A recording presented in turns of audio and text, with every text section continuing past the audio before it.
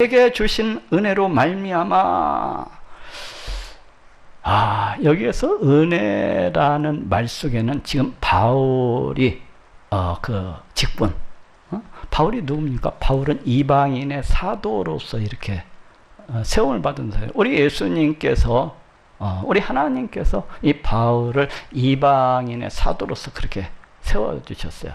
근데 바울은 이 사도로서의 직분을 굉장히 막 영광스럽게 그렇게 생각할 뿐만 아니라 대단히 이거에 대해서 엄청나게 감사하고 또 감사하는 것을 볼 수가 있어요. 늘 감사하는 마음으로 자기가 이방인의 사도로서 세워졌다는 것에 대해서 늘 엄청난 감사와 엄청난 그 영광스럽게 이렇게 생각하면서 살아갔던 것을 볼 수가 있습니다. 저쪽 한번 찾아보도록 합시다.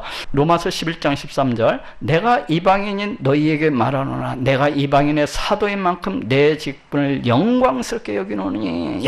여기 바울이 자신의 직분, 이 이방인으로서 우리 하나님께서 세워주셨다는 것에 대해서 대단히 이렇게 영광스럽게 생각하고 있는 것을 볼 수가 있어요. 또 저쪽 디모데전서 1장 12절 찾아봅시다. 나를 능하게 하신 그리스도 예수 우리 주께 내가 감사함은 나를 충성되이 여겨 내게 직분을 맡기심이니. 여기서 바울이 우리 하나님께서 자신에게 그 직분을 맡겨주셨다는 것에 대해서 대단히 감사하고 있는 것을 이렇게 볼 수가 있습니다. 우리도 우리 하나님께서 맡겨주신 그 직분들에 대해서 대단히 영광스럽게 여기고 또 대단히 이렇게 감사하게 여겨야 됩니다.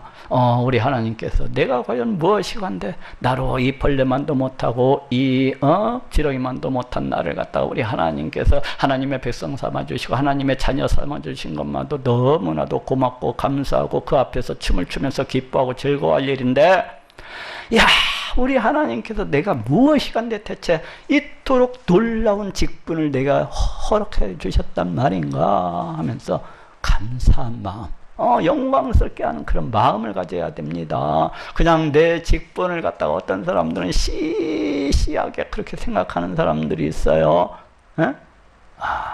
우리 하나님께서 직분을 갖다 맡겨주셨는데 그것을 갖다 시시하게 여기고 동네 개밥그릇처럼 이렇게 걷어차버리는 그런 사람들이 있습니다.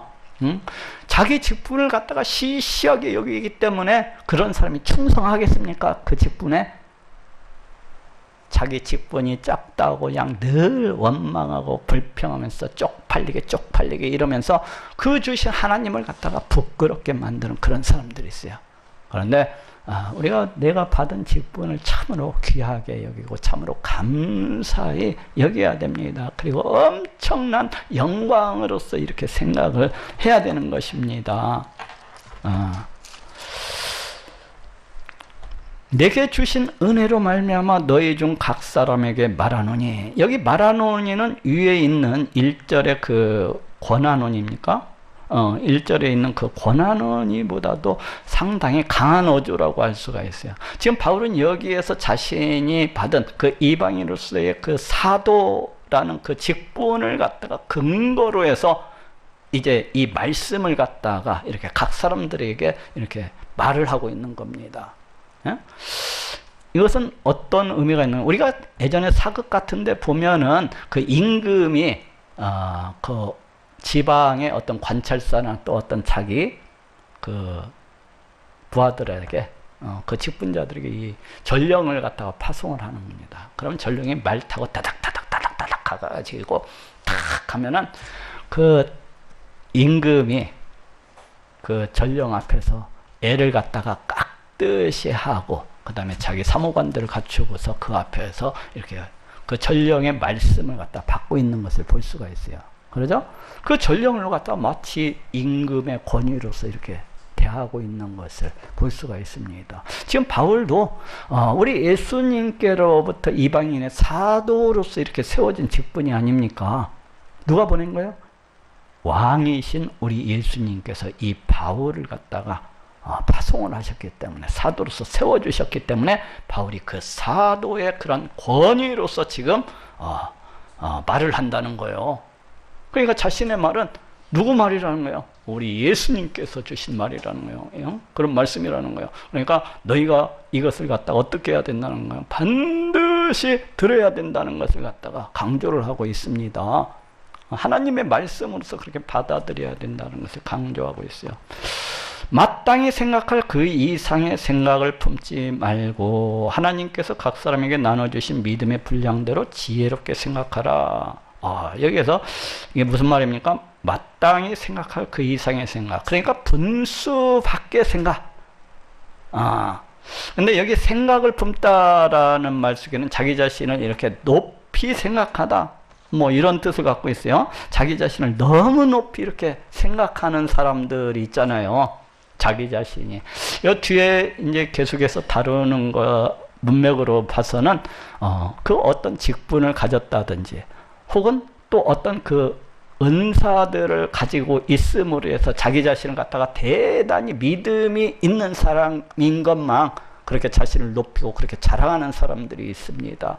자기가 목사이기 때문에, 자기가 전도사이기 때문에 마치 대단한 믿음을 가지고 있는 것 마냥, 그러면서 이제 막 교회에 들어온 신자들을 갖다 무시하고 멸시를 하면서 은근히 그들 앞에서 자기 자신의 믿음을 갖다가 높이고 자랑하는 바로 그런 사람들을 위한 이런 권면입니다. 우리 하나님께서 많은 직분자들을 갖다가 교회 내에서 세워주시는 것을 볼 수가 있어요. 전도사, 목사, 또 반주자, 또 주일학교 학생, 주일학교 선생님, 뭐 또 그 다음에 권사, 집사, 또 이런 많은 직분들을 갖다 이렇게 세워주시잖아요. 근데 그 직분을 갖다가 가지고 있다고 해서 마치 자기가 큰 세상 벼슬이나 쓴 것 마냥 목에 기부스를 갖다가 하고 다니면서 그와 같이 교회를 갖다 시끄럽게 하고 돌아다니는 그런 사람들 있잖아요. 뒤에서 그러면은 보면서 이거 꼴의 장로라고 하면서 다 욕을 하잖아요. 목에 기부스하고 돌아다니면은 바로 그와 같은 사람들을 갖다가 이제 주신 말씀이에요. 너희 자신을 너무 높이 그렇게 생각하지 말라는 거예요. 너무 높이 그렇게 생각하지 말라는 거예요. 너희 자신을 갖다가 하나님께서 각 사람에게 나눠주신 믿음의 분량대로. 여기서 믿음이라고 하는 것은 예수 그리스도 보혈의 공로를 믿는 어떤 그 믿음. 근데 이 예수 그리스도 보혈의 공로를 갖다가 믿는 데 있어서 그 믿음의 크기가 다를 수가 있습니까? 그렇지는 않아요.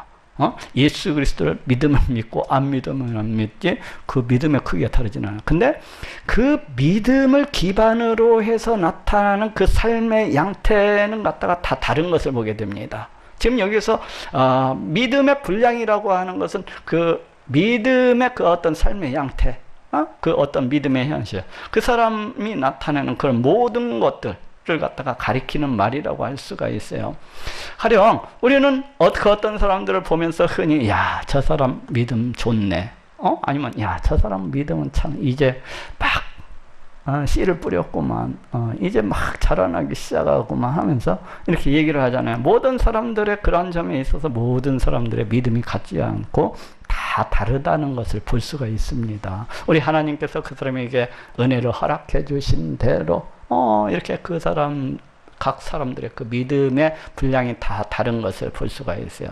그러면 어떤 헌금을 드리는 데 있어서도 믿음이 없는 자들은 그 헌금 드리는 것을 대단히 아까워하고 늘 막 그냥 헌금을 들고 부들부들 떠는 사람들이 있어요. 왜 그렇습니까? 하나님이 어떤 때는 계신 것 같고 하나님이 어떤 때는 계시지 않은 것도 같기 때문에 이 헌금을 드리는 것이 하나님께 드리는 것이라고 생각되지 않는 거예요. 그래서 늘 막 그 헌금 드리는 거예요. 그래가지고 목사님이 또 11조라고 또 강조를 하면 지 복받으라고 해서 그렇게 이야기한 것일지도 너무 그 영혼이 불쌍해서 네가 앞으로 복받고 살기 위해서는 헌금을 이와 같이 드려야 된다 하고 실컷 가르쳐 주는데, 그냥 우리 목사님은 말만 열었다 하면 그냥 11조 하면서 입이 그냥 대빨로 쫓아나와가지고 시험되는 사람들 있잖아요.